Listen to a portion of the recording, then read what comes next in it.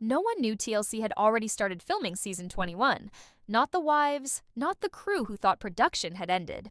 Yet deep inside the network offices, someone had quietly signed a clause that changed everything about the Sister Wives story forever. They called it the network's final edit. On paper it sounded harmless, just a renewal form. But buried in the legal language was a single line that handed every bit of creative and financial control to TLC if Kody Brown ever stepped away from the show.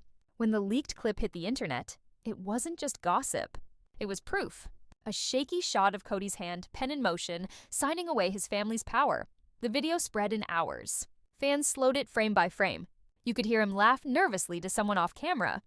"Just make me look good." That single sentence became the headline across every entertainment site. Within a week, Christine's attorney had subpoenaed TLC for the original contract. The court wanted everything: raw footage, emails, unreleased episodes. Inside the courtroom, Christine sat straight-backed while Kody avoided her eyes. Robyn's hands twisted together in her lap. Janelle looked furious but controlled, whispering to Meri, "They filmed us without telling us." The judge adjusted her glasses. "Mr. Brown, did you sign this agreement?" Kody hesitated. "I don't remember it being that exact form." The lawyer shot back. "You don't forget selling your family." Cameras clicked. Reporters leaned forward. The judge ordered TLC to deliver every season 21 drive within 48 hours. Outside, Christine faced the press. "This isn't about fame anymore," she said quietly. "It's about ownership. They edited our lives and sold our pain." That night, security teams entered a storage vault labeled "Rough Cuts Do Not Distribute." Technicians whispered as they loaded heavy silver cases into vans. These weren't even color-graded yet. They weren't supposed to exist. The next morning in court, a projector was rolled in. The judge announced they would view one clip, chosen at random. The lights dimmed, static, then a flicker. Kody appeared on screen, sitting in a dim TLC office. A contract in front of him, Robyn beside him. His voice, "You guys handle the rest. I trust you." The judge leaned forward. "Mrs. Brown, is that you in the recording?" Robyn shook her head quickly. "No, that's old." "That's not—" "Silence," the judge said. The clip ended on a producer's voice.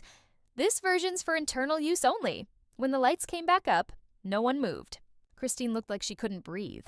Meri whispered, "Internal use. That means us." Kody mumbled, "They told me it was a renewal form." Robyn's voice cracked. "You told me it was an NDA." The judge spoke softly but coldly. "We're not dealing with confusion. We're dealing with deception." By afternoon, TLC lawyers were trading frantic emails. Seal the archives, limit staff access, deny authorization. One line appeared in every thread. R. Brown correspondence, urgent. In a conference room 2 floors above the courtroom, Robyn sobbed into her hands. "They're blaming me, Kody. They said I leaked it." He didn't answer right away. "Did you?" She shook her head. "I only wanted people to know we were still filming. I didn't think it would end like this." Outside, night fell over Flagstaff.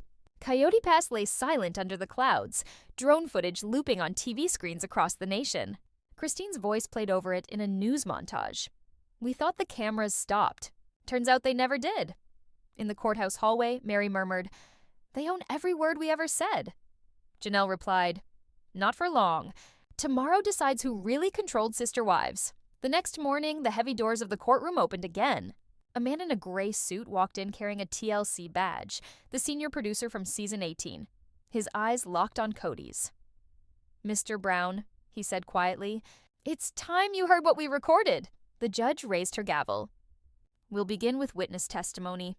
Call your first witness." The man stepped to the stand, placed a hand on the Bible, and looked directly at Robyn. "You should have told them," he said. "All of it." The gavel fell with a sharp crack that echoed through the chamber, signaling the start of a trial that would expose not just Kody's signature, but the truth behind every edited scene the world had ever seen. The courtroom falls silent as the man on the witness stand adjusts the microphone. His name is Dean Carter, a senior producer who's been with Sister Wives since season 10. He looks older than the footage anyone remembers, his once slick hair now streaked with gray. The judge asks him to state his role. "I was responsible for directing family interviews and overseeing confidentiality compliance for TLC's in-house productions," he says flatly. Christine leans forward. Janelle folds her arms. Kody's jaw tightens. Dean continues. In 2023, I was instructed by network executives to continue filming after season 20's wrap. They called it background continuity coverage. That was the official label. But off the record, we were told something else. Keep filming no matter what, even if the family didn't know. Gasps ripple through the gallery.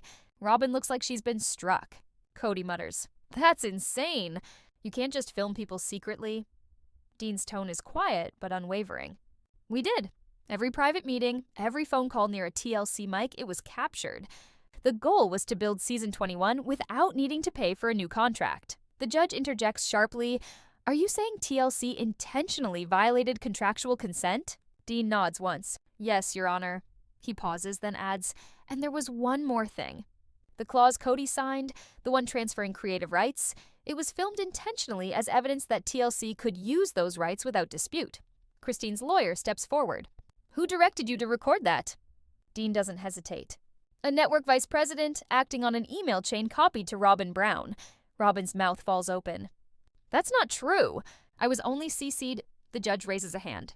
"You'll have your turn, Mrs. Brown," Dean goes on. "We were told that Robyn would help maintain storyline consistency, that she would privately communicate with production to keep certain narratives alive after the other wives left. We were told to treat her as the inside contact." Christine closes her eyes. Janelle whispers under her breath, "So she was part of it." Robyn starts crying softly. "I didn't know they were using me. I thought it was just about updates, about family safety." The lawyer presses, "You mean to tell this court, Mrs. Brown, that you didn't know your husband was signing away the entire show?" Robyn shakes her head. "I knew about the form, but not what it meant." Dean clears his throat again. "I can confirm she was aware the form existed, but I can't confirm she knew the wording." The judge exhales. "So, the network had their insider, their leverage, and their footage. And no one outside this room was supposed to know." Dean leans closer to the mic. "Until the leak." He explains that a storage technician, horrified by what he saw on one of the rough-cut drives, made a private backup. He told me, "People deserve to know how much of this was staged." I didn't believe him until he showed me the raw, time-stamped footage. Christine's lawyer plays another clip. The screen flickers again. This time, a behind-the-scenes moment. Kody sits with the producer, exhausted, muttering, "Let's just pretend it's fine. We'll fix it in editing." The audio continues, muffled but clear enough to catch Robyn's voice. "They'll never see this part anyway." TLC cuts what it wants. The judge covers her mouth for a second, stunned. "That line alone changes everything," Dean says quietly. "That's when I realized we weren't documenting reality anymore." "We were manufacturing it," Kody finally snaps, slamming his hand on the table. "You all wanted this. You all used us for your ratings. Don't pretend you're innocent," his voice echoes. Robyn flinches. The judge pounds the gavel. "Mr. Brown, one more outburst and I'll hold you in contempt." Dean remains calm. "We did what we were told, but I couldn't live with it anymore. So I kept a copy of everything. The hidden contracts, the call logs, even the footage you saw today." Christine's lawyer asks, "Where is that footage now?" Dean looks down, then up again. "It's in federal custody. I turned it over when the subpoena arrived. But there's something you don't know. The leaked clip online, the one that started this, didn't come from me." Everyone in the courtroom freezes. The judge asks, "Then who released it?" Dean hesitates. "We traced it back to a TLC internal IP address, registered to the production house in Utah, but the upload credentials belonged to a user named Brown R." Robyn's face goes pale. That's my login." Christine's attorney's voice is sharp. "So you admit it came from your account?" Robyn stammers, "I didn't post anything. I swear. Someone must have used my access." The judge motions for order as murmurs fill the room. Dean finishes his statement, voice heavy. "The day before the leak, Mrs. Brown's account downloaded 3 unreleased scenes. That's all I know." Christine leans to Janelle, whispering, "She did it. Even if she didn't mean to, she did it." Robyn shakes her head, tears streaking down her cheeks. "I was trying to protect my family. I didn't think it would destroy everything." Kody stares straight ahead, emotionless now. "You gave them the gun," he says coldly, "and they pulled the trigger." The room feels suffocating. The lights hum. The air grows thick with the weight of betrayal. Christine watches Robyn crumble, whispering something only Janelle hears. "The camera was never our enemy. It was who controlled it." The judge announces a short recess. As everyone stands, Christine notices the producer still seated at the stand, hands clasped tightly. "There's one more file," he says quietly. "One more clip you need to see?" It's the moment the network executives met after the signing. Kody turns, voice low but trembling. "What's on it?" Dean looks directly at him. "You'll see." It's the real reason TLC kept filming season 21. The courtroom erupts again as the gavel slams down, echoing through every corner of the room, sealing the promise of the next reveal. The footage that might prove the entire show was a setup from the start. The courtroom is packed tighter than ever. Cameras outside hum with static as reporters whisper about what the next video might expose. Inside, you can feel the air change, heavier, expectant, like a storm waiting to hit. The judge signals for quiet, then nods toward the technician in charge of the projector. "Load the next file," she says.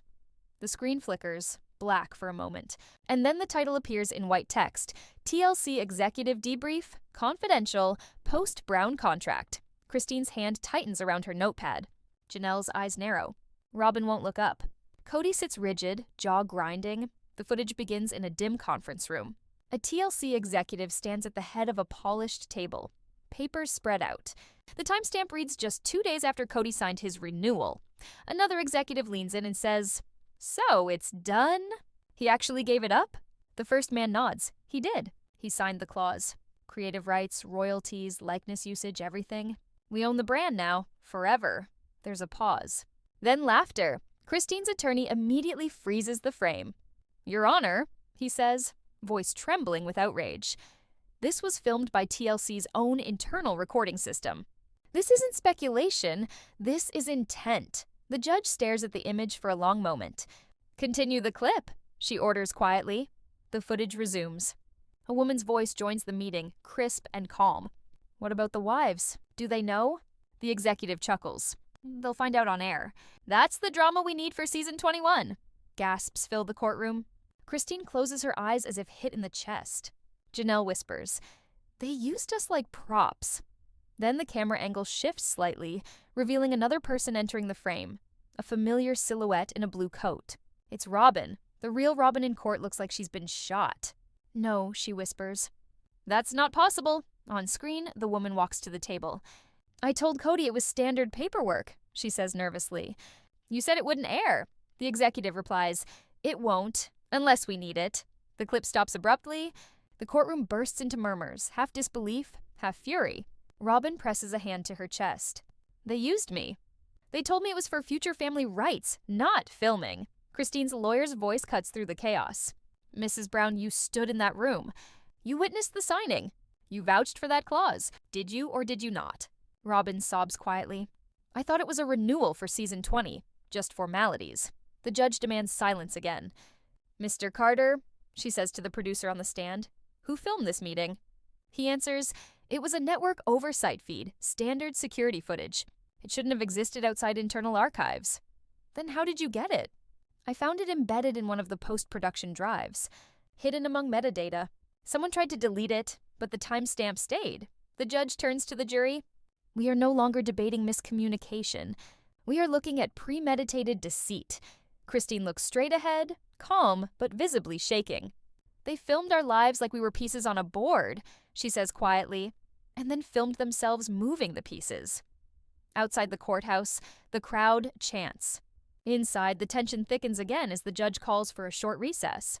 Robyn leans toward Kody, whispering through tears, "I swear I didn't know. I thought we were helping the show survive." Kody's voice is hollow. "You handed them everything I built," Christine overhears and turns her head slowly. "No," she says, her voice icy. "You built a lie, and she helped you sell it." The courtroom reconvenes after the break. The next witness is called, a former TLC financial officer named Nina Hawkins. She takes the stand with her head high, a folder in her hand marked Brown Projected Revenue 2025.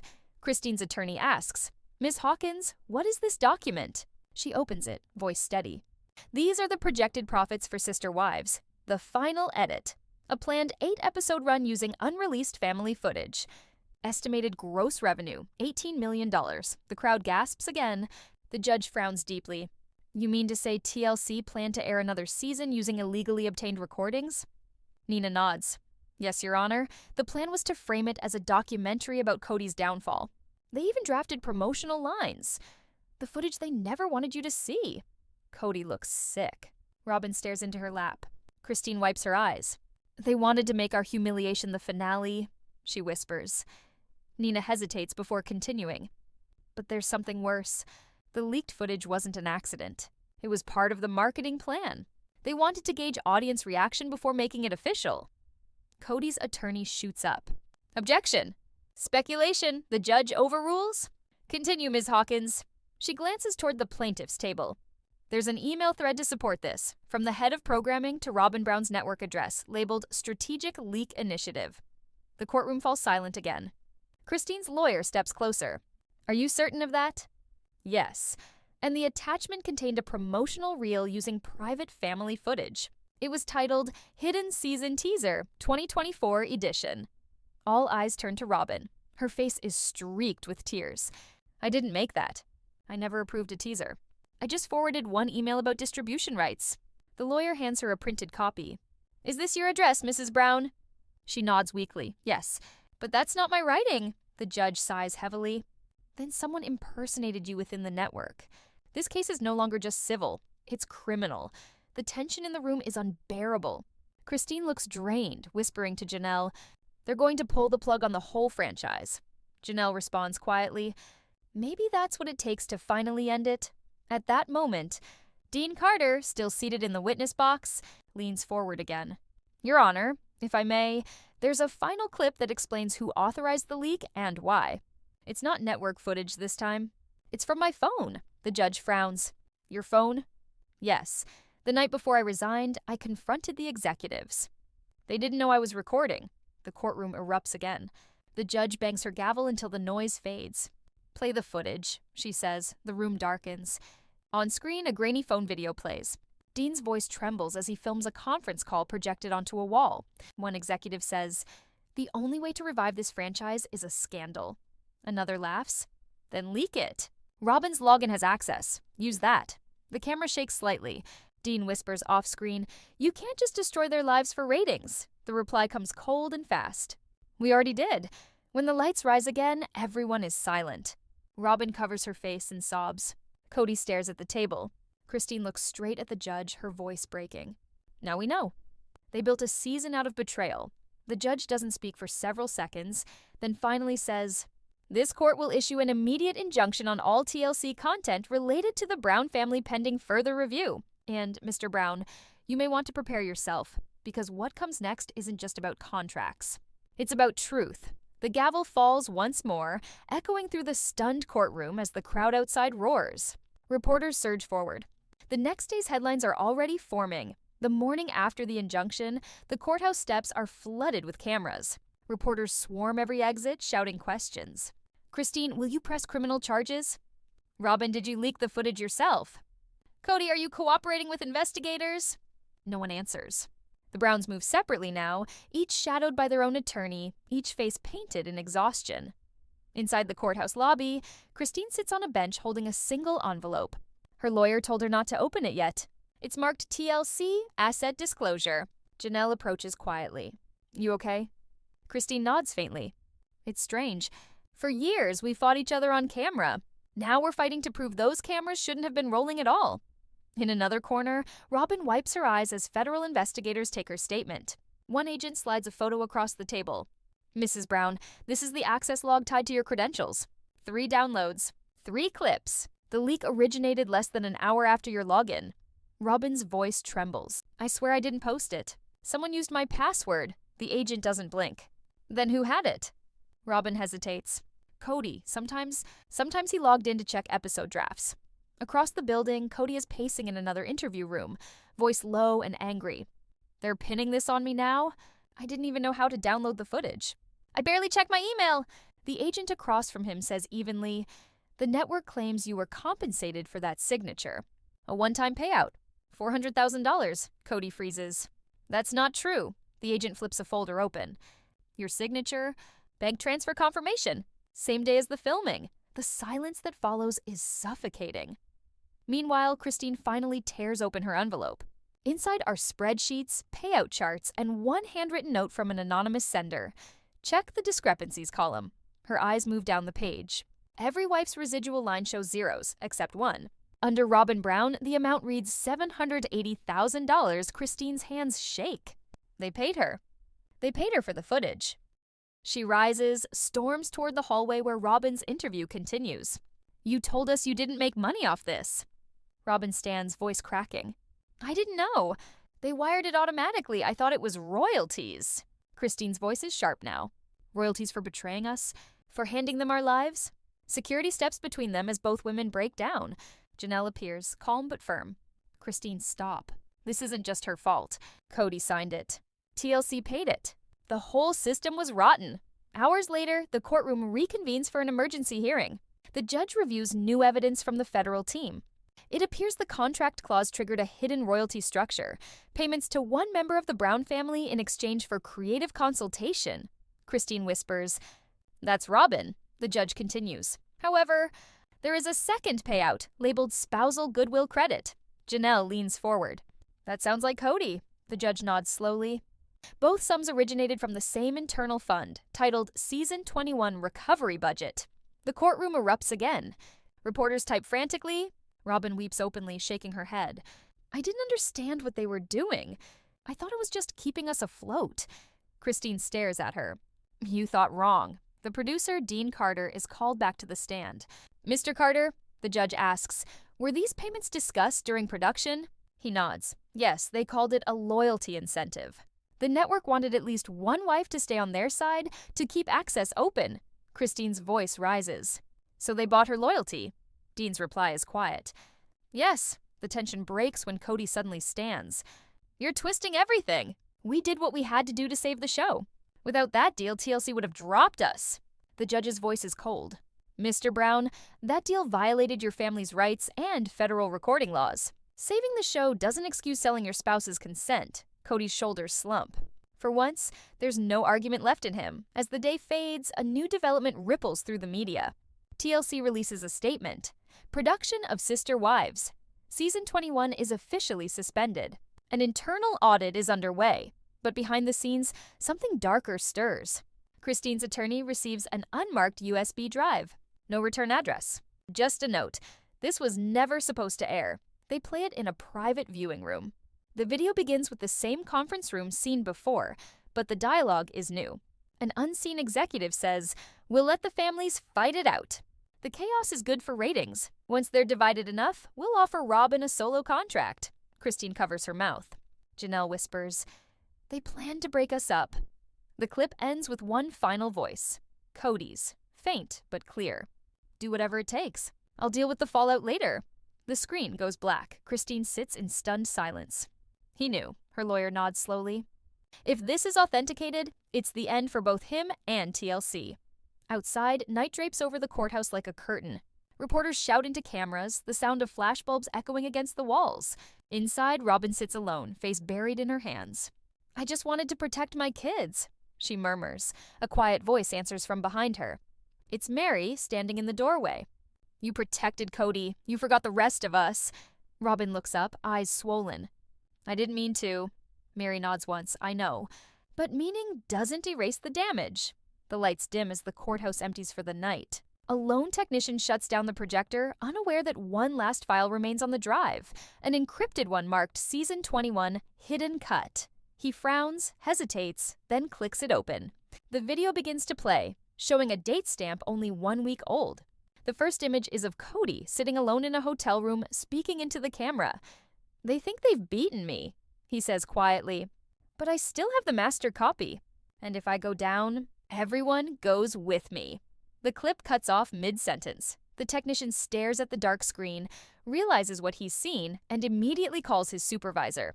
Within minutes, federal agents are notified. By sunrise, the news spreads again. A new tape has surfaced, Kody's final confession.